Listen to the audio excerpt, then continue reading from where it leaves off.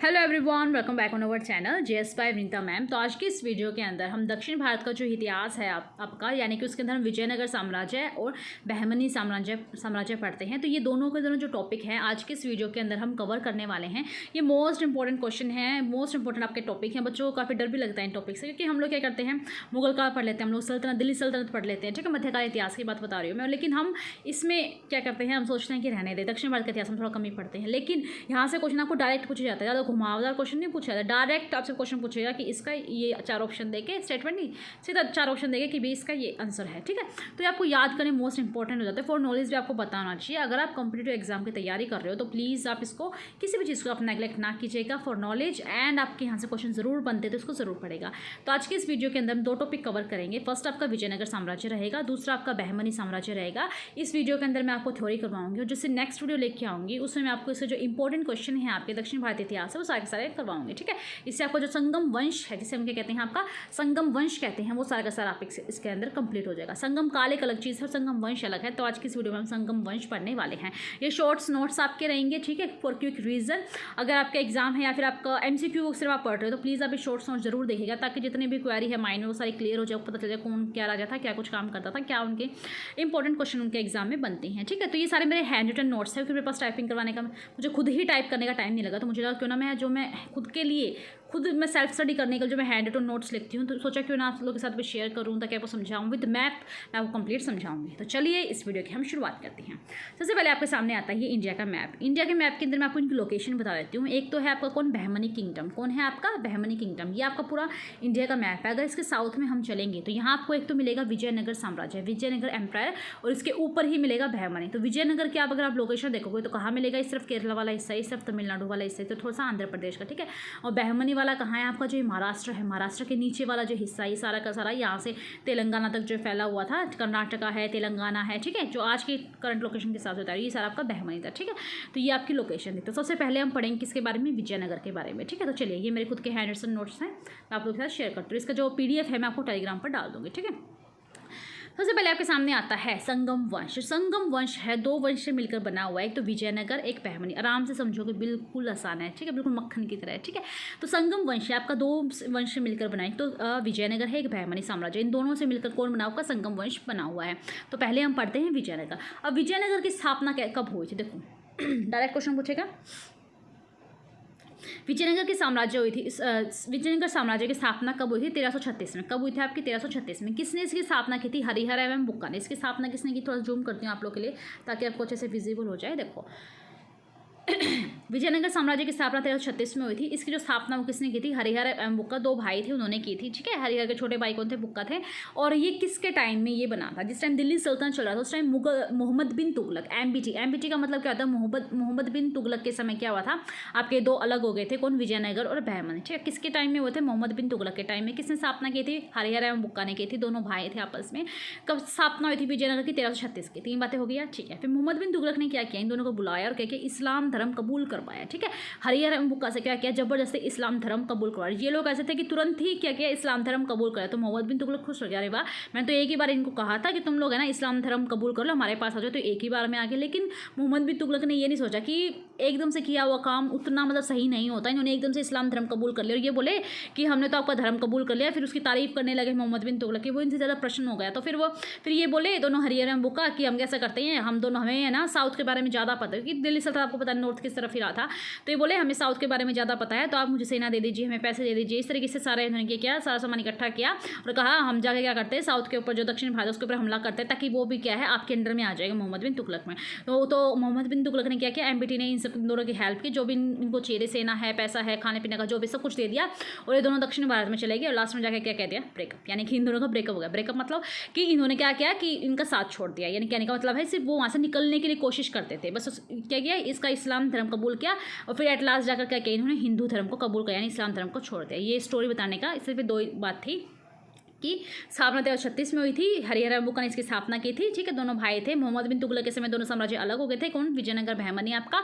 और फिर जो है इन्होंने क्या किया था, हरिहर बुक्का ने मोहम्मद बिन तुगलक के समय में इस्लाम धर्म कबूल किया था, लेकिन लास्ट में क्या किया इन्होंने, हिंदू धर्म में कन्वर्ट हो गए थे। ठीक है, तो कैसे हुए हिंदू धर्म में कन्वर्ट, तो किस गुरु से मिले थे, उनके गुरु का नाम क्या था, विद्यारण्य। इनकी मुलाकात हुई थी विद्यारण्य नामक ऋषि से, जो लास्ट में जाकर इनके गुरु बन गए। कौन? विद्यारण्य, यानी कि जो ने विद्या के बारे में बताएंगे ना, विद्यारण्य।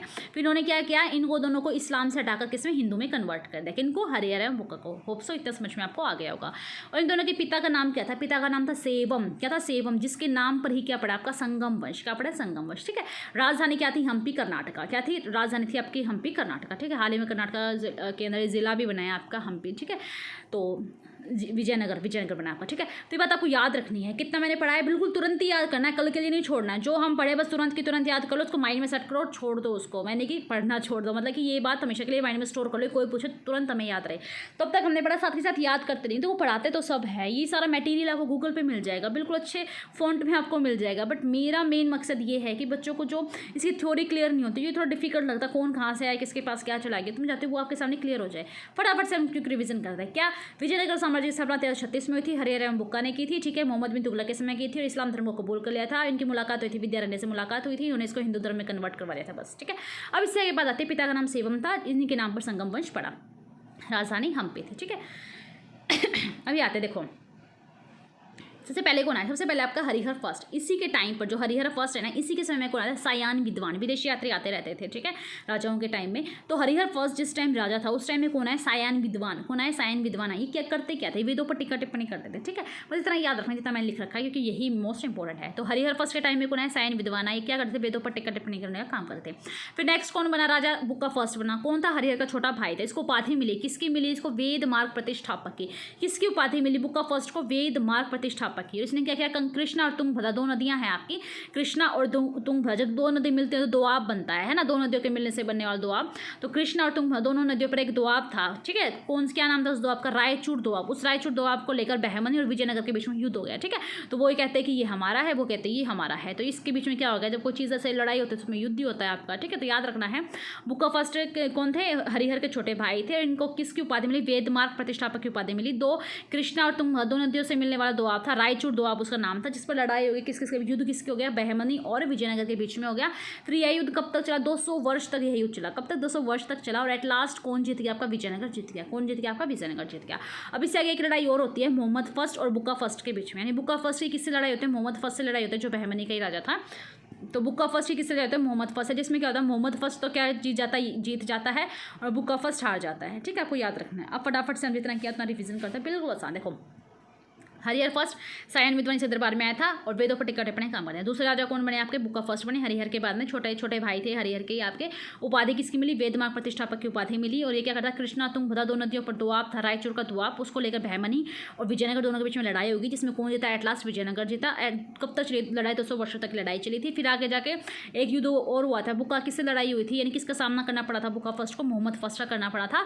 और इन दोनों के बीच लड़ाई हुई थी। मोहम्मद फर्स्ट कहाँ का राजा था, बहमनी का राजा था। और इसमें कौन जीत गया था, बहमनी जीत गया था, बुक्का फर्स्ट हार गया। पूछ लिया जाएगा बुक्का फर्स्ट किससे हार गया था, मोहम्मद फर्स्ट से हार गया था। ठीक है, अब थर्ड नंबर पे कौन आते हैं आपके, देवराय फर्स्ट। कौन आते हैं, देवराय फर्स्ट आते हैं। देवराय फर्स्ट ने क्या किया था, सेना में मुस्लिमों को शामिल किया था। जो मुस्लिम है ना, उनको क्या किया था, सेना में शामिल करने का काम देवराय फर्स्ट ने किया था। और इनके दरबार में कौन विदेशी यात्रा आया था, निकोलो डी कॉन्टी। कौन आया था, निकोलो डी कॉन्टी। कहाँ के निवासी थे, इटली के रहने वाले थे।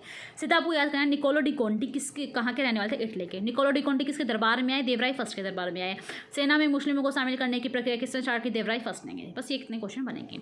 अब इससे नेक्स्ट होना है देवराय सेकंड। देवराय सेकंड से बहुत सारे क्वेश्चन बनते हैं, मोस्ट इंपॉर्टेंट है।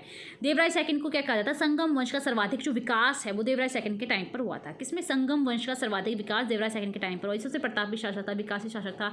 श्रीलंका अभियान जो है देवराय सेकंड के टाइम पर चलाया गया था। कुरान रखता था, ये अपने बगल में क्या करता था, जिस सिंहासन पर बैठा था ना, अपने बगल में कुरान रखता था। हाथी मारने का उसको पता नहीं क्या शौक था। ठीक है, हाथी मारने का इसको शौक था और इसीलिए एक उपाधि इनको दी गई थी गजवेद का। गज यानी हाथी होता है, संस्कृत में हम लोग बोलते हैं गज यानी हाथी, पर्यायवाची शब्द में पढ़े होंगे। तो गजवेद का मतलब हाथी को मारने का शौक देवराय सेकंड को था। ठीक है, इनके दरबार में कौन आए थे, अब्दुल रज्जाक जो विदेशी यात्री इनके दरबार में आए थे। इन्होंने यात्रा विवरण एक पुस्तक के अंदर लिखा, जिसका नाम था महताल ए साहिल। क्या नाम था, महताल ए साहिल, जिसके अंदर विजयनगर की जितनी भी प्रशासनिक जानकारी वो सारी महताल ए साहिल के अंदर लिखी गई थी। जैसे कि 300 बंदरगाह, हमें पता चलता है ना विजयनगर के अंदर 300 बंदरगाह थे। तो ये हमें किस बुक से पता चलता है, महताले साहिल बुक से हमें पता चलता है। ठीक है, तो अब तक हमने किस के बारे में पढ़ा, हरिहर फर्स्ट है, बुक्का फर्स्ट है, देवराय फर्स्ट है, देवराय सेकंड है। फटाफट से हम करते हैं। देखो सबसे पहले पढ़ा हमने हरिहर फर्स्ट के बारे में, ये क्या था, वेदों पर टिकट टिप्पणियां काम करता था, सयानविद बने से दरबार में आते। फिर हमने पढ़ा बुक्का फर्स्ट, एक उनका छोटा भाई था इसका। ठीक है, और इसी के टाइम में कृष्णा और तुंगभद्रा जो दो नदी थी, रायचूर दोआब था, जिसको लेकर बहमनी विजयनगर के बीच लड़ाई होगी। 200 वर्षों तक युद्ध चला था और फिर लास्ट में विजयनगर जीत गया था। फिर इसको मोहम्मद फर्स्ट का सामना करना पड़ा था, जिसमें ये हार गया था, मोहम्मद फर्स्ट जीत गया था, यानी बहमनी उसके अंदर जीत गया था। ठीक है, और इसको एक उपाधि भी दी गई थी। क्या उपाधि दी गई थी इसको, जो आपका बुक्का फर्स्ट है, इसको वेदमार्ग प्रतिष्ठापक की उपाधि दी गई थी। ठीक है, इतना हो गया।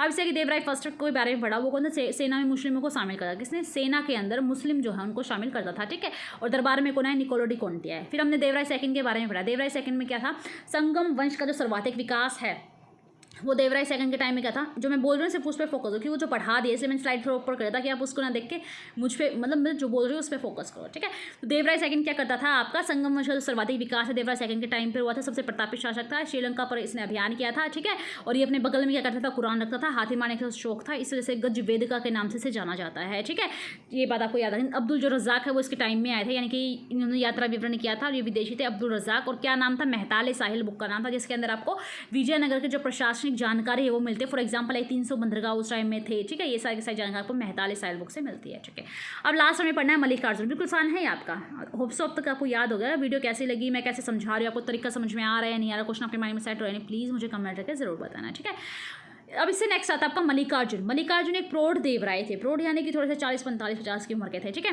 और इनके टाइम पे क्या होता, सारा सिस्टम गड़बड़ा गया था, यानी इनके टाइम में जो विजयनगर का पतन हो गया था, यानी कि एटलास विजयनगर धीरे धीरे यानी कि साम्राज्य अंत पर आ गया था। ठीक है, ये थे मल्लिकार्जुन, प्रौढ़ देवराय थे। बस इतना याद रखना है, विजयनगर का पतन किसके राजा के टाइम में है, मल्लिकार्जुन के। ठीक है, अब अंतिम शासक कौन था पूछा जाएगा, विजयनगर का आपका जो अंतिम शासक कौन था, वो था विरूपाक्ष द्वितीय। कौन था, विरूपाक्ष द्वितीय, जिसकी हत्या किसने करी थी, सालू नरसिंह ने इनकी हत्या कर दी थी। ठीक है, विरूपाक्ष द्वितीय अंतिम था, जिसकी हत्या सालू नरसिंह ने कर दी थी।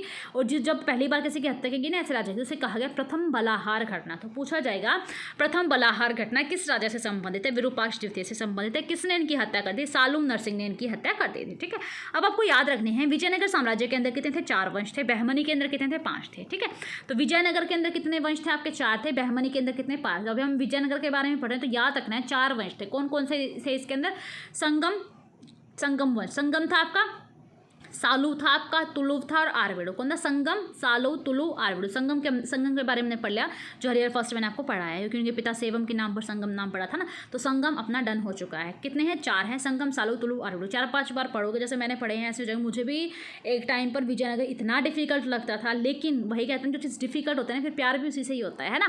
तो इसको इतने अच्छे से मैंने पढ़ाया था, इसके बारे में इतनी नॉलेज ली, हमें अब क्या है, अब मुझे सबसे अच्छा भी यही लग रहा। तो आपके साथ भी ऐसा ज़रूर होगा, कोई भी टॉपिक, ये नहीं कोई भी टॉपिक आपकी लाइफ में जो किसी भी सब्जेक्ट से रिलेटेड है वो आपको डिफिकल्ट लगता है ना, एट लास्ट सबसे अच्छा भी आपको वही लगेगा। ठीक है, तो अगर आप उसको ध्यान से अपने मन से उसको पढ़ोगे ना, टाइम दोगे उसको, वक्त दोगे, तो वो सिर्फ आपका होगा। ये टॉपिक बिल्कुल आपकी मुट्ठी में होगा, टॉपिक नहीं, कोई भी सब्जेक्ट भी आपकी मुट्ठी में होगा। तो याद रखना है, विजयनगर साम्राज्य के 4 वंश थे आपके, कितने थे, संगम, सालू, तुलु, आरवेडो। 4 बार बोलो, संगम, सालू, तुलु, आरवेडो, संगम, सालू, तुलु, आरवेडो, दैट्स इट। ओके, सालू वंश, क्योंकि संगम वंश के बारे में हमने पढ़ लिया, हरिहर बुक्का है।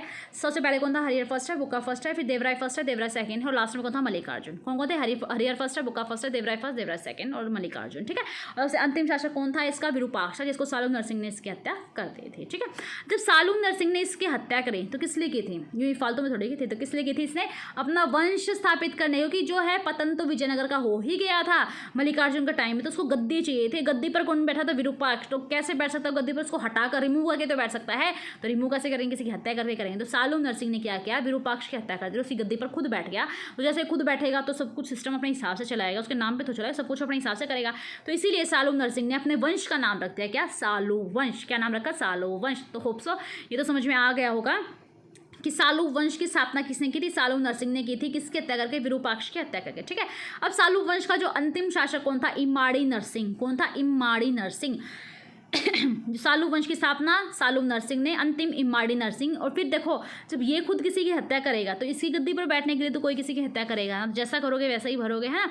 तो सालू नरसिंह ने विरूपाक्ष द्वितीय की हत्या कर दी थी, जिसकी गद्दी पर खुद बैठ गया था। और फिर सालू वंश का अंतिम शासक था इम्माड़ी नरसिंह। फिर इसको भी मार दिया था, क्या था, किसने मारा था, वीर नरसिंह ने मारा था। वीर नरसिंह ने जैसे ही मारा, खुद गद्दी पर बैठेगा तो अपना वंश चलाएगा, तो क्या आ जाएगा, इससे अगला सालू से अगला वंश आ जाएगा आपका तुलु वंश। कौन सा, तुलु वंश। तो ये बात याद रखनी है, सालू नरसिंह ने सालू वंश की हत्या गई थी विरूपाक्ष द्वितीय की हत्या करके, और जो वीर नरसिंह ने किसकी, इमाड़ी नरसिंह की हत्या करके तुलु वंश की स्थापना की। That's it. जब इसकी हत्या करके द्वितीय बलाहार कहलाया। क्या? द्वितीय बलाहार।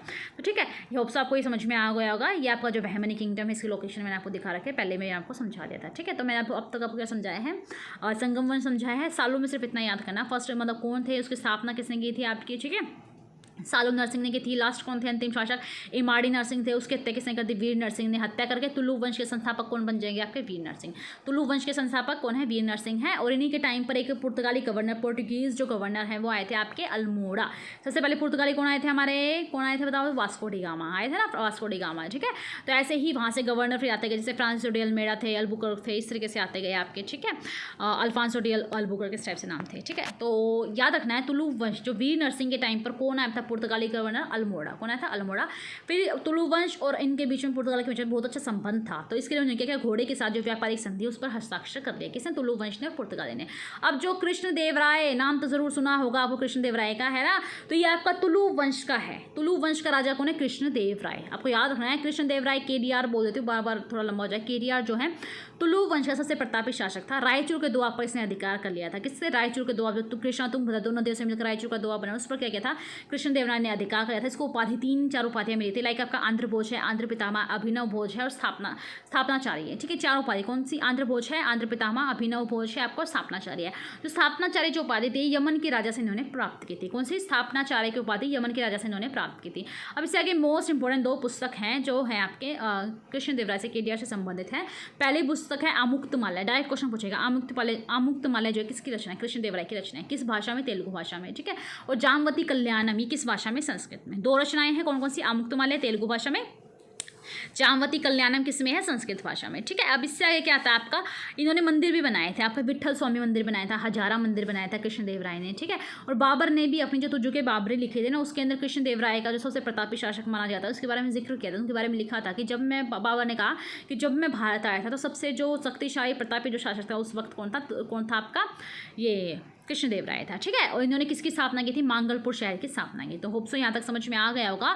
जो आपका तुलु जो आपका वंश है, तुलु वंश के जो हैं आपके जो सबसे शक्तिशाली राजा कौन, कृष्ण देव राय हैं। ठीक है, कृष्ण देव राय सबसे शक्तिशाली है, प्रतापी शासक हैं आपके, और इनको रायचूर के द्वार पर अधिकार कर लिया था। 4 उपाधियां मिली हैं, कौन कौन सी, आंध्र भोज है, आंध्र पितामह है, अभिनव जो भोज है, स्थापनाचार्य। स्थापनाचार्य किन्होंने दी थी, यमन के राजा, यमन एक देश है, यमन के राजा ने इनको स्थापनाचार्य की उपाधि दी थी। पुस्तक क्या है इनकी, आमुक्तमाल्य तेलुगु भाषा में है और जामवती कल्याणम संस्कृत भाषा में है। बाबर ने जो तुजुके बाबरी जो है तेलुगु जो उल्लेख किया था इनके बारे में, और स्थापना की थी कृष्ण देव राय ने, मांगलपुर शहर की है, विट्ठल स्वामी मंदिर की है, हजारा मंदिर की। ठीक है, कौन यात्री इनके दरबार में आए थे, डोमिगो पायस।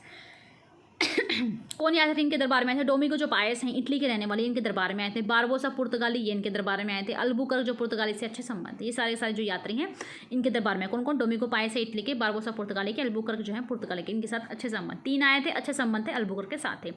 दरबार में जो कृष्ण देव राय इनके दरबार में तेलुगु भाषा के 8 विद्वान रहते थे। अब 8 विद्वान में से 8 हो तो महान नहीं होंगे, है ना, एक आधे होंगे, तो उन 2 के बारे में हमें पढ़ना है। ठीक है, तो तेलुगु भाषा के 8 प्रमुख विद्वान किसके दरबार में, जिसे हम अष्टदिग्गज के नाम से जाना जाता है, किसके दरबार में, कृष्ण देव राय के दरबार में थे।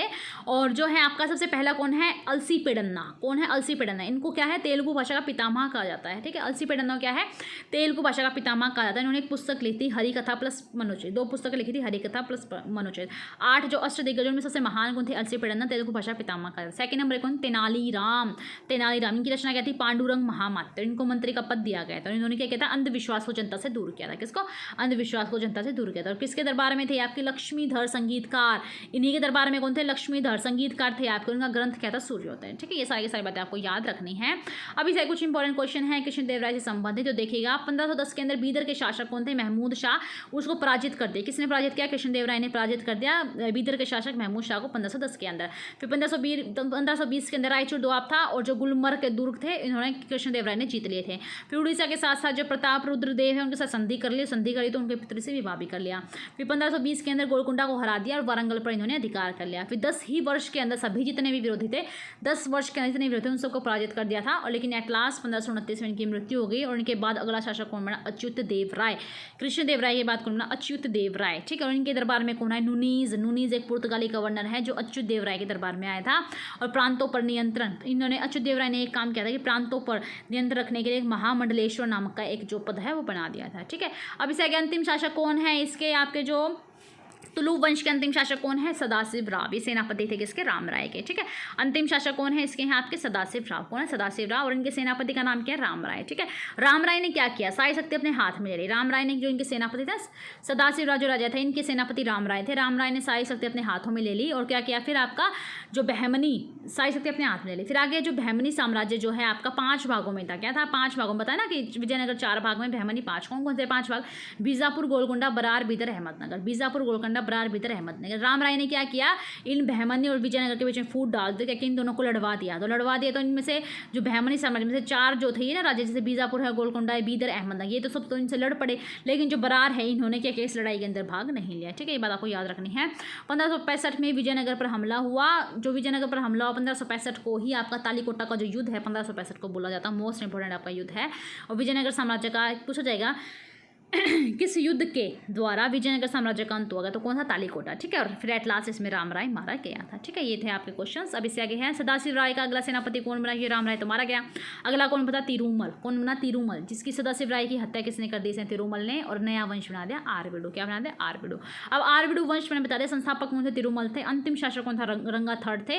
और एट लास्ट रंगा थर्ड को पराजित कर शिवाजी, जो छत्रपति शिवाजी महाराज जी हैं, उन्होंने को पराजित कर दिया और अपना जो है उसकी स्थापना कर ली। ठीक है, तो ये थे आपके सारे जो 4 मैंने आपको पढ़ाए विजयनगर साम्राज्य कौन थे आपके चारों के 4 मैंने आपको पढ़ा दिया। संगम वंश है, सालू है, तुलु है, आरविडो। संगम, सालू, तुलु, आरविडो, 4 मैंने आपको पढ़ा दी। याद रखना है विजयनगर साम्राज्य की तेलुगु भाषा का स्वर्णकाल कहा था। इसमें तेलुगु भाषा का बहुत ही ज़्यादा विकास हुआ था। और इनके जो पितामह कौन है तेलुगु भाषा के? अलसी पिडन्ना। कौन है? अलसी पिडन्ना। दूसरे कौन थे वैसे? तेनालीराम, जिनके अष्टदिग्गज में से एक थे। ठीक है, अब प्रशासनिक व्यवस्था के बारे में थोड़ा बहुत जानते हैं। तो जानकारी जो है कहाँ से मिलती है? प्रशासनिक व्यवस्था ही बताया था ना, आमुक्तमाल्य से। ठीक है, और अब्दुल रज़्ज़ाक की जो रचना है कौन है आपका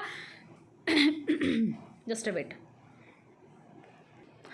तो देखिएगा, जो अब्दुल रज़्ज़ाक की जो रचना है ना, महताल है साहिल, वहाँ से इनका पता चलता है प्रशासन के बारे में। जो राज्याभिषेक, जो भी राजा अपना राज्याभिषेक करवाता तो एक यज्ञ करवाते थे। किस नाम से? पट्टाभिषेक नाम से वो यज्ञ होता था। केंद्र कैसे डिवीजन कर रखा था इन्होंने? पहले केंद्र है, फिर प्रांत है, केंद्र है, प्रांत है, जिला है, जिला को कोट्टम वलनाडु कहते थे, फिर तहसील है, तहसील को मेलाग्राम कहते थे, फिर ग्राम को उर कहते थे। केडीआर के समय में 6 प्रांत थे। ठीक है, 6 प्रांत है। नायंगर जो व्यवस्था, नायंगर व्यवस्था में क्या था? नगद वेतन आपको नहीं दिया जाएगा, भूमि दी जाएगी। लाइक आपका जो इल्तुतमिश के टाइम में इक्ता प्रथा थी, इक्ता प्रथा में क्या था? आपको वेतन नहीं दिया जाएगा, भूमि दी जाएगी। वही इसमें दक्षिण भारत में नायंगर नाम से प्रसिद्ध है। ठीक है, सैनिकों को दान में दी गई भूमि को अमर भूमि कहते हैं। जो इस सैनिक इन भूमि को लेगा उसे अमरनायक कहा जाएगा। और मंदिरों में कोई भूमि दान दे देंगे राजा महाराजा, उसे देव भूमि कहा जाएगा। जो सैन्य विभाग थे उनको कदाचर कहते थे। भूराजस्व को सिरत कहते थे। कर वसूली आथवन। ठीक है, और 4 प्रकार की भूमि थी। सिंचित है, कितने प्रकार की भूमि थी दक्षिण इसमें विजयनगर साम्राज्य में? सिंचित, बागवानी, ऊसर, जंगली। सिंचित में क्या है? टैक्स दिया जाएगा आपको। बागानी में क्या है? कम टैक्स दिया जाएगा क्योंकि भूमि कम उपजाऊ हो जाएगी। ऊसर में बिल्कुल ही कम, क्योंकि कम उपजाऊ है तो टैक्स भी बिल्कुल मतलब ना के बराबर। और जंगली में तो टैक्स दिया ही नहीं जाता था क्योंकि उसमें तो ऐसा कुछ था नहीं, बस वन ही वन थे। ठीक है, और दास की जो खरीद बिक्री को हम लोग क्या, दास की खरीद बिक्री के लिए एक बाजार था जिसको हम वेश बाग के नाम जानते थे। किस नाम से? वेश बाग के नाम से। सर्वाधिक प्रसिद्ध सिक्का कौन सा था? वराह। वराह स्वर्ण का सिक्का था और 52 ग्रेन का था, जिसे हम पैगोडा नाम से भी जानते हैं। चांदी के छोटे सिक्के को तार कहते थे। हरिहर फर्स्ट के जो सिक्के पर किसकी? हनुमान और गरुड़ की आकृति थी। सदाशिव राय के सिक्के पर किसकी? लक्ष्मी नारायण जी की आकृति थी। पुर्तगाली ने विजयनगर के सिक्कों की तुलना किससे की है? हूण के सिक्कों से। जो है पुर्तगाली जो गवर्नर है उन्होंने विजयनगर के सिक्कों की तुलना हूण के सिक्कों से किया। शतरंज का इस टाइम मनोरंजन के लिए क्या करते थे लोग? शतरंज का इस टाइम में प्रचलन था। ये कुछ एक विदेश यात्री थे, इनको आपको देख लेना है। विदेश यात्री कौन आए? नुनीज एवं बारबोसा। ये कहाँ के निवासी थे? पुर्तगाली के। नुनीज आया अच्युतदेव राय के टाइम में, बारबोसा है कृष्णदेव राय के टाइम में। फिर निकोलो डी कोंटी, बार्थोसा, डोमिगो पायस, ये इटली के निवासी थे। निकोलो डी कोंटी किसके दरबार में आए? देवराय फर्स्ट में। बार्थोसा वीर नरसिंह के। डोमिगो पायस कृष्णदेव राय के। अब्दुल रज़्ज़ाक जो फारस के रहने वाले थे, फारस लाइक ईरान के रहने वाले थे, किसके दरबार में आए? देवराय सेकंड में। ठीक है, तो ये मैंने आपको अब तक क्या करवा दिया? जो विजयनगर साम्राज्य मैंने आपको कंप्लीट करवा दिया, चारों के चार करवा दिया। होप सबको समझ में आ गए होंगे। फिर भी कोई डाउट रहता है वीडियो के ऊपर दोबारा देख लीजिएगा, अच्छे से आपको समझ में, क्योंकि स्टार्टिंग का तो मैंने आपको बहुत बार रिवाइज करता तो पूरा रिवाइज करवाना वीडियो बहुत ज़्यादा लेंथी हो जाएगी। ठीक है, अब हम एंटर करते हैं बहमनी साम्राज्य के ऊपर। ठीक है, बहमनी साम्राज्य के अंदर है। ठीक है, तो विजयनगर आपको कंप्लीट हो चुका है। कोई डाउट रहता है कमेंट कीजिएगा। वीडियो कैसे लगी मुझे कमेंट करके जरूर बताना। चलिए आगे चलते हैं बहमनी साम्राज्य के पास। ये तो बहुत ही तुसफ है आपका। ठीक है, जल्दी से हो जाएगा। तो इसकी स्थापना कब हुई थी? जो विजयनगर की स्थापना, कंपेरिजन करते चलें क्योंकि दोनों पैरेलल ही तो थे ना। तो विजयनगर की साम्राज्य स्थापना हुई थी 1836 के अंदर हरिहर एवं बुक्का ने। मोहम्मद बिन तुगलक के समय दोनों अलग हो गए थे। तो बहमनी की साम्राज्य की स्थापना हुई 1347 में, किसमें? मोहम्मद बिन तुगलक के समय। लेकिन संस्थापक कौन थे? हसन गंगू। कौन थे आपके? हसन गंगू थे। और इनका, हसन गंगू का दूसरा नाम क्या था? अलाउद्दीन बहमनी के नाम से इन्हें जाना जाता था। राजधानी क्या थी? गुलबर्गा। उसकी राजधानी क्या थी? विजयनगर की हम्पी थी। उसके संस्थापक कौन थे? हरिहर बुक्का थे। कब हुई थी? 1336 में। बहमनी साम्राज्य की स्थापना 1347 में मोहम्मद बिन तुगलक के समय। हसन गंगू के संस्थापक थे। अलाउद्दीन बहमनी का नाम है, राजधानी है गुलबर्गा, जिसको हम एहसानाबाद से नाम से भी जानते हैं। ठीक है, अब अगला शासक, बस शासक इतना सा बनना है। ठीक है, अगला शासक कौन था? मोहम्मद फर्स्ट। कौन था? मोहम्मद फर्स्ट था। रायचूर पर अधिकार इसने कर लिया था। ठीक है, बुक्का फर्स्ट से इसने युद्ध पर विजय प्राप्त कर ली थी मोहम्मद फर्स्ट ने। भाषा थी मराठी और मुद्रा कहती हूर। भाषा थी मराठी, मुद्रा कहती हूर। ठीक है, अगला शासक मोहम्मद फर्स्ट के बाद जो अगला शासक था वो था आपका फिरोज बहमन। फिरोज बहमन की किससे लड़ाई हुई थी? देवराय फर्स्ट में, जिसमें देवराय फर्स्ट हार गया था, फिरोज बहमन जीत गया। That's it. उससे अगला शासक कौन था? शिहाबुद्दीन। राजधानी गुलबर्ग से कहाँ ले गया? बीदर ले गया। ये शिहाबुद्दीन को ही से शिहाबुद्दीन से संत, यानी शिहाबुद्दीन को संत अहमद के नाम से भी जाना जाता है। अब इससे अगला शासक था इसके अंदर अलाउद्दीन हुमायूं। सबसे क्रूर शासक था, इसलिए इसे जालिम हुमायूं के नाम से भी जाना जाता है। इनका वजीर कौन था? मोहम्मद गवा। कौन था? मोहम्मद गवा। पत्रों का संग्रह करते जिसे हम रियाजुल इंशा के नाम से जानते थे। अब सबसे अंतिम शासक कौन है? कलीमुल्ला। कौन है अंतिम शासक? कलीमुल्ला। और इसी के समय, बहमनी के समय में अंतिम शासक कौन था? कलीमुल्ला। और बहमनी 5 भाग में विभाजित हो गया। बीजापुर, अहमदनगर, बीदर, बरार, गोलकोंडा। बीजापुर, अहमदनगर, बीदर, बरार, गोलकोंडा। वो किस में था आपका? 4 भाग में जो है आपका, वो क्या है, उसमें टूट गया था। ठीक है, होप सबको ध्यान होगा। बीजापुर आपके कर्नाटक के अंदर था, अहमदनगर महाराष्ट्र में, बीदर कर्नाटक में, बरार महाराष्ट्र में, गोलकोंडा तेलंगाना के अंदर। ठीक है, तो बस ये इतना ही था बहमनी के बारे में। ठीक है, अब ये सामने आपके सामने क्या है? ये मैप है। ये मैप है, मैप के अंदर मैं आपको बता देता, ये क्या है आपका? बहमनी साम्राज्य है, ये आपका विजयनगर। ठीक है, फटाफट से एक क्विक रिवीजन लेते हैं। मैं बता देती हूँ इंपॉर्टेंट क्वेश्चन आपके क्या क्या हैं। ठीक है, सबसे पहले आपके इसको आपको संस्थापक याद रखने हैं, फिर आपको हरिहर बुक का फर्स्ट, इन सब के बारे में तो आपको पढ़ना ही है, कौन कौन आपकी ये। ठीक है, और 4 वंश थे, संगम, सालू, तुलु, आरबेडु। संगम थोड़ा बड़ा है, सालू बिल्कुल छोटा सा है, बस स्थापना किसने की थी? सालू नरसिंह ने। अंतिम इमाड़ी थे बस। ठीक है, प्रथम बलाहार, द्वितीय बलाहार के बारे में पढ़ लीजिएगा। तुलु के बारे में आप कृष्णदेवराय तो छोड़ ही नहीं सकते, विजयनगर पढ़ो, कृष्णदेवराय छोड़ दो, इम्पॉसिबल। ठीक है, तो कृष्णदेवराय के बारे में पढ़ लीजिएगा। ठीक है, बस ये इंपॉर्टेंट क्वेश्चन थे, कृष्णदेवराय को जरूर पढ़ना है। आरबीडो को छोड़ दो, इंपॉर्टेंट नहीं है। प्रशासनिक व्यवस्था से क्वेश्चन एक आधे बन सकते हैं, इसको बस भूमिका आप ये पार्ट पढ़ लीजिएगा। या पुर्तगाली गवर्नर वगैरह जो है ना, 4 पुर्तगाली ये गवर्नर आए थे, इनके बारे में पढ़ लीजिएगा। बहमनी के संस्थापक कौन थे? पहले शासक कौन थे? अंतिम कौन थे? बस इतना पढ़ लीजिएगा। फिर जालम हुमायूं, इनके बारे में पढ़ लीजिएगा। 5 भागों में बट गया था, बीजापुर, अहमदनगर, बीदर, बरार, गोलकोंडा पास। ये थे आपके मोस्ट इंपॉर्टेंट क्वेश्चन जो मैंने आपको विजयनगर और बहमनी सारे में आपको शॉर्ट्स नोट में क्विक करवाया। अगर मैं चाहती तो इसी वीडियो को मैं 1 घंटे तक भी खींच सकती थी। देखो, फर्स्टली मैं लाइव क्लास इसलिए नहीं लेती, ये लाइव क्लास में क्या होता है, बच्चों से इंटरेक्शन करना अच्छी बात होती है, बच्चों से इंटरेक्शन करना, बट उसमें थोड़ा टाइम ज़्यादा लग जाता है बच्चों से ग्रीट करने के लिए। ठीक है, और उनके क्वेश्चंस डाउट लेने के लिए। हाँ, अगर मैं आपके डाउट लूँगी, अगर आप मुझे कमेंट में पिन कर दो, कमेंट में आप डाल दोगे तो ठीक है, डाउट में ले लूँगी। अगर आप मुझे फेसबुक, इंस्टा पर इन पर फॉलो कर सकते हो, वहाँ पे आपने जो डाउट है as it is, hello hi छोड़कर, हेलो हाई का रिप्लाई नहीं करती, छोड़कर डायरेक्ट क्वेश्चन पूछेगा, डायरेक्ट किसी भी चीज़ से, मतलब एजुकेशन से डायरेक्ट पूछना पूछ सकते हैं। ठीक है, तो इस वीडियो को मैंने शॉर्ट से शॉर्ट रखा है। मैंने कोशिश की विजयनगर बहमनी बिल्कुल आपको शॉर्ट्स में पढ़ाने की। मैं चाहती तो ये आपका गूगल से एज इट इज़ मैटर उठा सकती थी मैं, जो कि आपको प्रिंटिंग में मिल जाता है एज इट इज़। ठीक है, अब उसमें क्या होता है, उसमें जो मैं आपको समझाना चाहती हूँ मेरे तरीके से, जो मैं जिस तरीके से नोट्स बनाती हूँ, मैं जिस तरीके से पढ़ती हूँ, तो मैं चाहती हूँ वैसे ही आपको समझाऊँ, तो वो वहाँ से कर पाना मुश्किल है, थोड़ा टाइपिंग करने का वक्त नहीं था, तो मैंने सोचा क्यों ना जो मैं नोट्स बना रखे बच्चों को उसी तरीके से समझाया जाए। ठीक है, तो मैंने ये कोशिश की। आपको कोशिश कैसे लगी प्लीज़ मुझे कमेंट करके बताना। साथ साथ मैंने इसके अंदर मैप भी ऐड किए हैं। फिर भी कोई डाउट रहता है तो कमेंट कीजिएगा, कहीं भी जो सोशल मीडिया पर है, फेसबुक, इंस्टाग्राम पर मुझे आप फॉलो कर सकते हैं। वहाँ पर विनीता डालोगे तो प्रोफाइल पिक दिख जाएगी, आप फॉलो कीजिएगा और वो कीजिएगा, डाउट पूछिएगा। ठीक है, तो वीडियो कैसी लगी मुझे कमेंट करके बताना। इसी तरीके से आपके साथ वीडियो आते रही, थोड़े से काफ़ी दिनों के बाद वीडियो आई, क्योंकि थोड़ा सा बिजी शेड्यूल हो रखा था। फिर भी मैं कोशिश करती हूँ आपके साथ, मतलब जब भी मुझे वक्त मिलता है, कंटेंट भी बनाना पड़ता है, पढ़ना भी पड़ता है, फिर आपको पढ़ाना भी पड़ता है। हाँ, तो प्लीज़ आप सपोर्ट कीजिएगा। होप्स आप स्टार्टिंग से लेके एंड इस पॉइंट तक आए होंगे। कोई डाउट रहता है पूछेगा, बेझिझक पूछेगा, लेकिन स्टडी से रिलेटेड होना चाहिए। ठीक है, आपको जरूर रिप्लाई मिलेगा। और पर्सनल पूछा जाता है आप इंस्टाग्राम पर डाल सकते हो मैसेज। तो चलिए मिलते हैं हम नेक्स्ट वीडियो में, तब तक के लिए नमस्कार।